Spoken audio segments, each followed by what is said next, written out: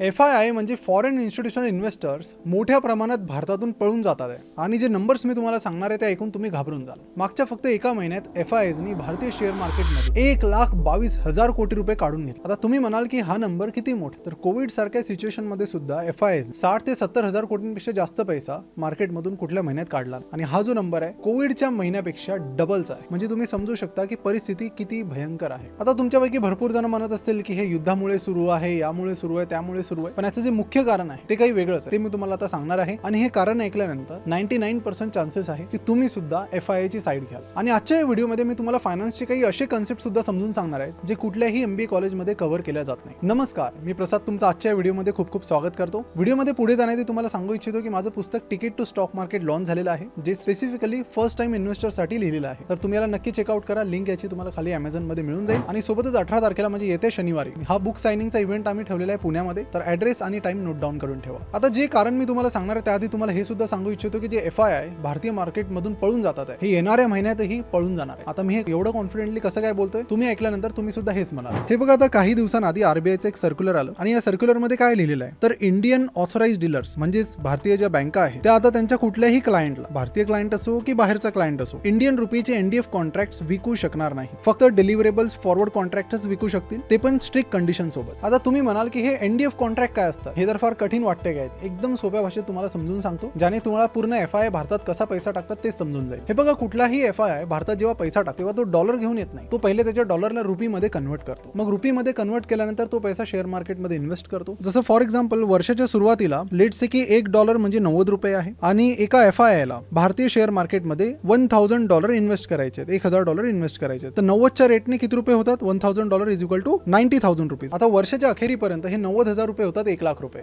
FII खुश होतो कारण इथे रिटर्न किती मिळालाय, 11.11%. चांगला रिटर्न आहे. पण आता काय आहे की FII जेव्हा घरी जातो, त्याच्या देशात जातो, तेव्हा रुपी घेऊन फायदा नाही, त्याला डॉलर घेऊन जावे लागतील, कारण रुपी ही इंटरनॅशनल करन्सी नाहीये. पण तेवढ्यातच त्याच्या लक्षात येतं की अरे, जिथे $1 90 रुपये होता वर्षाच्या सुरुवातीला, आता जेव्हा मी शेअर्स विकतोय तेव्हा $1 95 रुपयाला चालला गेलेला आहे. आणि आता मग तो जेव्हा 1,00,000 रुपयाला 95 रुपये पर डॉलरच्या हिशोबाने कन्वर्ट करतो, तर त्याला मिळतात फक्त $1,052. आता रुपीमध्ये जो 11.11% रिटर्न दिसत होता, तो डॉलरमध्ये आल्यानंतर फक्त 5.2% आला, म्हणजे अर्ध्यापेक्षाही कमी. का बरं? कारण रुपी पडला. आता हे बघा, जेव्हा रुपी पडतो तेव्हा तुमच्या माझ्यासारख्या रिटेल इन्व्हेस्टर्सला काही फरक पडत नाही, कारण आपण भारतातच राहतो, आपण रुपीज वापरतो. पण जे बाहेरचे इन्व्हेस्टर्स आहेत त्यांना फार मोठ्या प्रमाणात फरक पडतो. आता हे जे FII आहेत हे काही साधे भोळे नसतात, हे स्मार्ट असतात. आता ही जी रिस्क आहे इथे या कंडिशन मध्ये, याला फायनान्सच्या भाषेमध्ये काय म्हणतात, करन्सी रिस्क. आता ही करन्सी रिस्क अवॉइड करण्यासाठी हे FII मल्टिपल इन्स्ट्रुमेंट्स वापरतात. फायनान्शियल इन्स्ट्रुमेंट त्याला म्हणतात. त्यांपैकीच एक आहे डेरिव्हेटिव्हज. आणि ते करन्सी रिस्क पूर्णपणे अवॉइड करण्यासाठी, म्हणजे ज्याला फायनान्शियल लँग्वेज मध्ये हेजिंग म्हणतात, की रिस्क कमी करणं, तर त्यासाठी करन्सी मार्केटमध्ये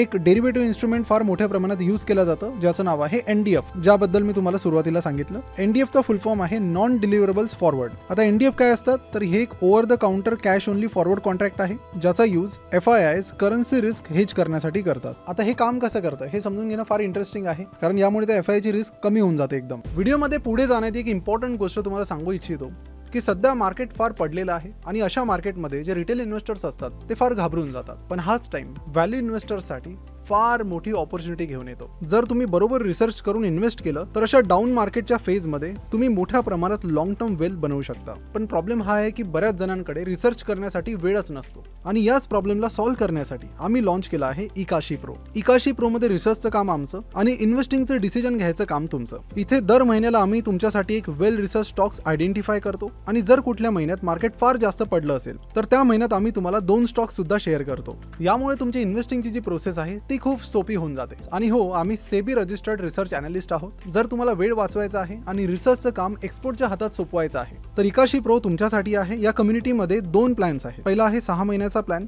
जिथे तुम्हाला 6 वेल रिसर्च स्टॉक्स मिळतात, आणि दुसरा आहे 12 महिन्यांचा प्लॅन, जिथे तुम्हाला 12 वेल रिसर्च स्टॉक्स मिळतात. हे सगळे स्टॉक रिकमेंडेशन रिसर्च सोबत तुम्हाला ईमेल सोबतच व्हॉट्सअपवर मिळतात. आता जॉईन करायचं कसं, तर त्यासाठी तुम्हाला एक फॉर्म दिलेला आहे, ज्याची लिंक खाली डिस्क्रिप्शन आणि कमेंट बॉक्समध्ये तुम्हाला मिळून जाईल. अजून एक गोष्ट, आम्ही इकाशी टाइम्स नावाची कम्युनिटी सुद्धा स्टार्ट केली आहे, जिथे आम्ही तुमच्यासोबत डेली स्टॉक मार्केट न्यूज, जे इम्पॉर्टंट इव्हेंट्स आहेत त्यावर माझं ओपिनियन काय आहे, आणि जे मेन बोर्ड IPOs आहेत त्या प्रत्येक IPOचा डिटेल रिसर्च रिपोर्ट तुम्हाला इथे मिळतो. तर जे कोणी या महिन्यात इकाशी प्रो कम्युनिटी जॉईन करतील त्यांच्यासाठी इकाशी टाइम्स पूर्णपणे फ्री राहील. तर वेळ न घालवता लगेच फॉर्म फिल करा. लिंक खाली दिलेली आहे डिस्क्रिप्शन आणि कमेंट बॉक्समध्ये. फॉर्म फिल केल्यानंतर आमची टीम तुम्हाला लगेच रीच आउट करेल आणि या प्लॅन बद्दल तुम्हाला डिटेलमध्ये एक्सप्लेन सुद्धा करेल. तर भेटूया कम्युनिटीमध्ये आणि चला वळूया व्हिडिओकडे. आता हे बघा की तुम्ही फॉर एक्झाम्पल एक FI आहे. आता तुम्ही काय केलं, एका वर्षासाठी एक NDF कॉन्ट्रॅक्ट लॉक केला $1 = 90 रुपयाच्या रेटवर. आता वर्षाच्या अखेरीपर्यंत जी करन्सी आहे भारतीय करन्सी ती 5% खाली पडून जाते. आता जर इंडियन रुपी 5% पडला तर फॉरेन इन्स्टिट्यूशनल इन्व्हेस्टरचा पोर्टफोलिओ 5% ऑटोमॅटिक पडून जातो. पण कारण की या केसमध्ये त्या FI ने NDFचा उपयोग केलाय त्यामुळे जी सिच्युएशन आहे ती पूर्णपणे अपोजिट. आता हा स्मार्ट FI काय करतो की $1000 त्याला इन्व्हेस्ट करायचे. कन्व्हर्जन रेट आहे 90 रुपयाचा, म्हणजे इंडियन रुपीमध्ये $1000 झाले 90,000 रुपये. मग हा काय करतो की 90 रुपये पर डॉलरच्या हिशोबाने एका वर्षासाठी NDF कॉन्ट्रॅक्ट घेतो आणि यासाठी त्याला कॉस्ट लागते 1.5%. म्हणजे $1000चे 1.5% किती होतात तर $15 होतात. म्हणजे काय की आता करन्सी कुठेही जाऊ, 90 वरून 100 जाऊ की 110 जाऊ, याला फरक पडणार नाही कारण याने रिस्क आपली कमी करून घेतली NDF कॉन्ट्रॅक्ट घेऊन. आता एंड ऑफ द इयर काय होतं की 90,000 रुपयांचे झाले 1 लाख रुपये. रुपी टर्म्स मध्ये 11.11% रिटर्न आला. कन्व्हर्जन रेट 90 वरून 95 रुपये चालला गेला वर्षाच्या एंडिंगला, म्हणजे रुपी जो आहे तो 5.5% पडला. आता 95 रुपये पर डॉलरच्या हिशोबाने तुमचे 1 लाख रुपये होतात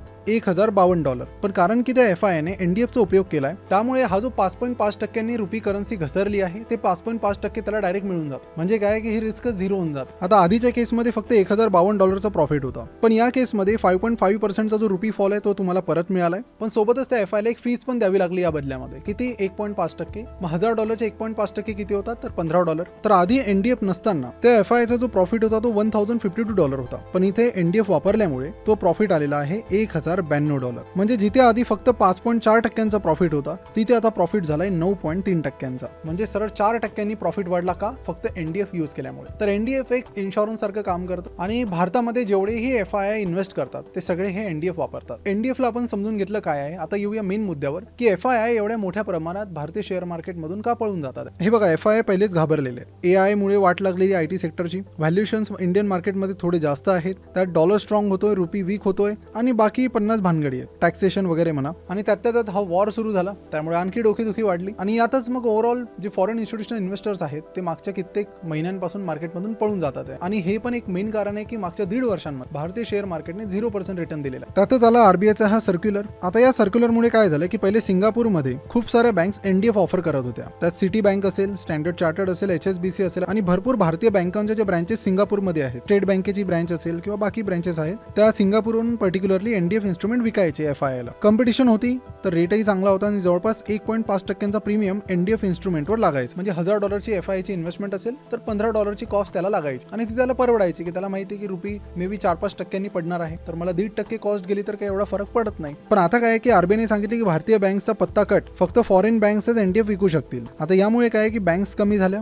कॉम्पिटिशनही कमी झाली आणि जो प्रीमियम 1.5% होता तो अचानक 2.5 ते 3% चालला गेला. म्हणजे $1000 मागे जी $15ची कॉस्ट होती ती आता $25 ते $30 चालली गेली. याचाच अर्थ असा झाला की या फॉरेन इन्स्टिट्यूशनल इन्व्हेस्टरसाठी भारतामध्ये इन्व्हेस्ट करणं आता अजून कठीण होऊन बसलं. आणि हेच कारण आहे की मग FI ने ठरवलं की आता भारतीय मार्केटकडे लक्ष कमी द्यायचं आणि इथून जो आहे तो पैसा फटाफट काढून घ्यायचा. तर मागच्या महिन्यात जवळपास 1,22,000 कोटी यांनी काढले. तर युद्धाचं एक मोठं कारण आहे. सोबत इंडियन मार्केटमध्ये काही खास होत पण नाही, ते पण एक कारण आहे आणि त्यातलं RBIचं एक सर्क्युलर. अशा कारणांमुळे फटाफट पळून जातात. आता प्रश्न हा येतो की तुम्हालाही राग आला असेल RBI की RBI ने हे का केलं. तर मागच्या काही महिन्यांमध्ये तुम्ही बघू शकता की युद्धामुळे भारताचा इम्पोर्ट वाढलेला आहे. ऑइल महाग झालं म्हणजे की आपण तर बाहेरून सगळं मागवतो आणि बाहेरून सगळं मागवत असल्यामुळे आपलं बिल वाढलं आणि हे जे ऑइल वगैरे आपण घेतो हे डॉलरमध्ये घेतो, बरोबर. मग पहिले आपल्याला रुपी विकून डॉलर घ्यावे लागतो. रुपी विकला म्हणजे रुपीची व्हॅल्यू आपण स्वतः कमी करतोय, डॉलर घेऊन डॉलरची व्हॅल्यू वाढवतो. यामुळे काय की तो रुपी होत चालला वीक आणि डॉलर होत चालला स्ट्रॉंग. आणि फक्त युद्धाचीच गोष्ट नाहीये. जेव्हा युद्ध नसतं तेव्हा पण आपण मेनली सगळ्या गोष्टी, गोल्ड असेल जे भरपूर प्रमाणात आपण वापरतो, क्रूड ऑइल असेल ज्यापासून पेट्रोल डिझेल सगळं बनतं,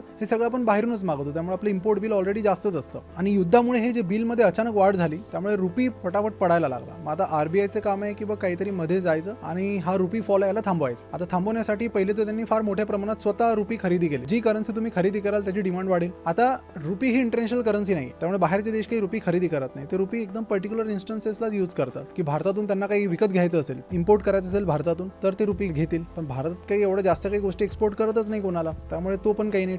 टुरिस्ट येतात भारतात, रुपी लागेल, रुपी कन्वर्ट करू, टुरिझम पण नाहीये. आणि FII तर ऑलरेडी सोडून चालले आहेत. आता त्यातल्या त्यात RBIने बघितलं की मोठ्या प्रमाणात ह्या भारतीय बँक आहेत, ह्या सुद्धा रुपी विकतात आहे, त्यामुळे रुपीवर प्रेशर येते. तर आपण ज्या गोष्टी कंट्रोल करू शकतो त्या फटाफट आता कंट्रोल करूया टायमावर. मग यांनी बघितलं की SBI आहे मोठ्या प्रमाणात हे रुपी विकतात आहे, काय चालू आहे यांचं. मग त्यांनी बघितलं तर त्यांना कळालं की हे लोक करन्सी हेजिंग करतात आहे. म्हणजे SBIच्या 2 ब्रँचेस आहेत, एक मुंबईमध्ये आहे, एक सिंगापूरमध्ये आहे. मुंबईवाल्या ब्रँचने बघितलं की भारतामध्ये $1 = 95 रुपये चालू आहे आणि ते सिंगापूरच्या ऑफशोअर NDF मध्ये $1 = 97 to 98 रुपीजचा रेट चालू आहे. मग यांनी इथे एक आर्बिट्राज ऑपॉर्च्युनिटी बघितली की मुंबईवाले ब्रँचने काय केलं की डॉलर खरेदी केले 95 रुपयाच्या हिशोबाने आणि सिंगापूर मार्केटमध्ये गेले आणि तेच डॉलर NDF 98 रुपयाच्या रेटने विकून टाकले. 3 रुपयाचा प्रॉफिट. आणि अशा प्रकारे बाकी बँकांनाही कळलं आणि त्या प्रकारे ते प्रॉफिट कमवायला लागलं. त्यांचं जे ट्रेजरी अकाउंट असतं त्यामध्ये हा जनरली सगळा प्रॉफिट दिसतो. मग RBI बोलले की यार हे तर बरोबर नाही, यांना थांबवावं लागेल. मग RBIने प्रेशर करून यांना सांगितलं की ह्या पोझिशन ज्या तुम्ही घेतल्या त्या क्लोज करा आणि मग त्यांनी सांगितलं की तुम्ही NDFच विकू नका FII ला. आता RBIचं इंटेन्शन इथे चांगलं होतं की ठीक आहे रुपी पडतोय त्याला वाचवावं लागेल, पण जी त्यांनी ऍक्शन घेतली त्याचा फटका असा पडला की बँका नुकसान झालं. सोबतच जे FII आहेत ज्यांना NDF मिळत होते स्वस्तात ते सुद्धा मिळणार नाही. म्हणजे जे FII मार्केट सोडून ऑलरेडी जात होते त्यांना तुम्ही आणखी एक मोटिवेशन दिले की तुम्ही आता येऊच नका. त्यामुळे ओव्हरऑल ही पूर्ण प्रोसेस बॅकफायर करत आहे आणि FII आता तर गेलेच आहेत, अजून जातील ते मोठ्या प्रमाणात ऍक्शनमुळे. आता RBI गव्हर्नरनी ते स्टेटमेंट दिलेलं आहे की आम्ही येणाऱ्या काळामध्ये हा रूल काढून टाकू, हा सध्या टेम्पररी आहे, पण हा रूल ऍक्च्युअली बॅकफायर करत आहे. ऑलरेडी जे यायला तयार नव्हते त्यांना तुम्ही अजून पळून लावतात आहे. मला नाही वाटत मग नंतर लवकर कोणी येईल. त्यामुळे येणाऱ्या काळातही अशा प्रकारच्या डिसिजन मेकिंगमुळे आपण स्वतः जी ऑपॉर्च्युनिटी आहे ती घालवतोय.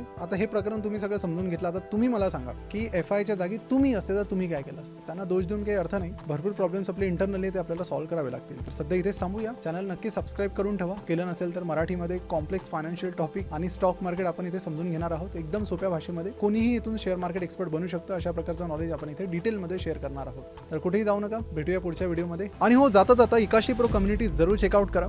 जर तुम्हाला वेळ मिळत नाही आहे तर ही कम्युनिटी तुमच्या फार कामाची आहे. इकाशी टाइम्समध्ये तुम्हाला सगळ्या मार्केटच्या न्यूज आणि डिटेलमध्ये मिळतील. सोबतच आमचे स्टॉक रिसर्च रिपोर्ट तुम्हाला दर महिन्याला मिळतील, जे तुमचा वेळही वाचवतील आणि मार्केटच्या ऑपॉर्च्युनिटीज तुमच्यापर्यंत पोहोचवतील. तर बिलकुल मिस करू नका, लिंक खाली दिलेली आहे.